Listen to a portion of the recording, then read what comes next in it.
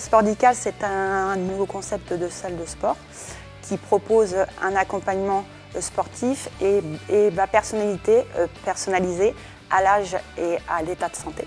Donc, le public Base Spordical, c'est avant tout des personnes qui souhaitent mettre en place une hygiène de vie afin de bien ou mieux vieillir, mais aussi toute personne ayant une maladie déclarée et qui souhaite donc optimiser leur traitement.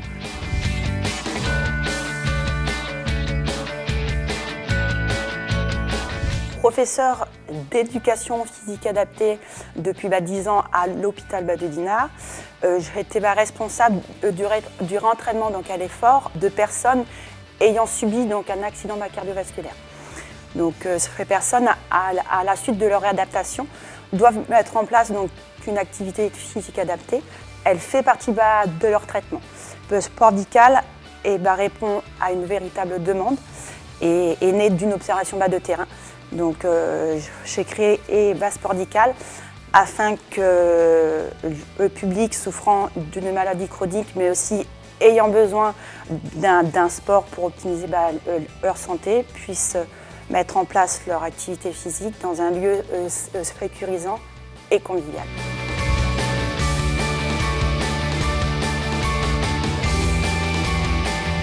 Lorsqu'on accompagne ce type de projet que l'on peut qualifier d'innovation sociale comme Spordical, on va particulièrement mettre l'accent sur 3 facteurs clés de succès vraiment spécifiques de ce type de projet.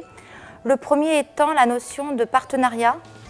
Le partenariat est vraiment un élément stratégique du projet.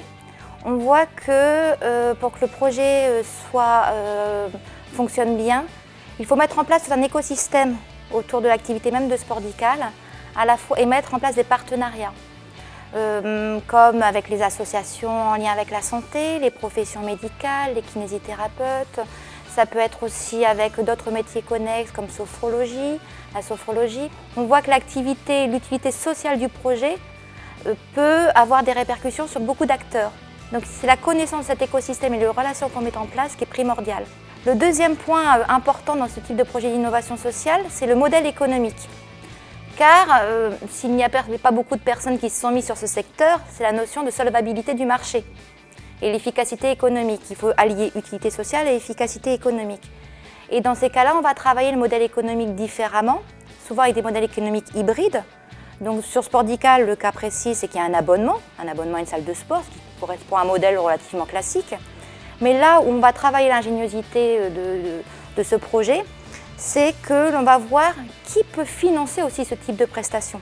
Comme il y a une utilité sociale, il y a des bénéficiaires indirects.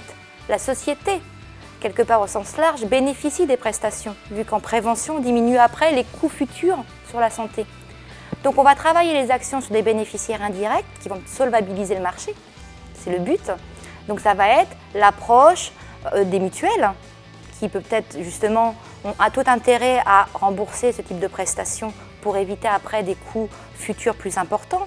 Ça peut être auprès des organismes de santé, ça peut être aussi auprès de grandes entreprises qui ont peut-être intérêt à ce que leurs salariés reviennent plus vite dans l'emploi et plus efficacement.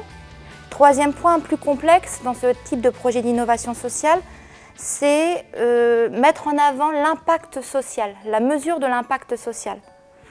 Là, c'est pas encore vraiment, c'est un point sûrement à travailler plus tard avec Spordical, mais pour justement faire adhérer tous ces bénéficiaires indirects pour qu'ils contribuent au développement de cette activité, il faut pouvoir mesurer l'impact social de la prestation, montrer que ça apporte un gain à la société.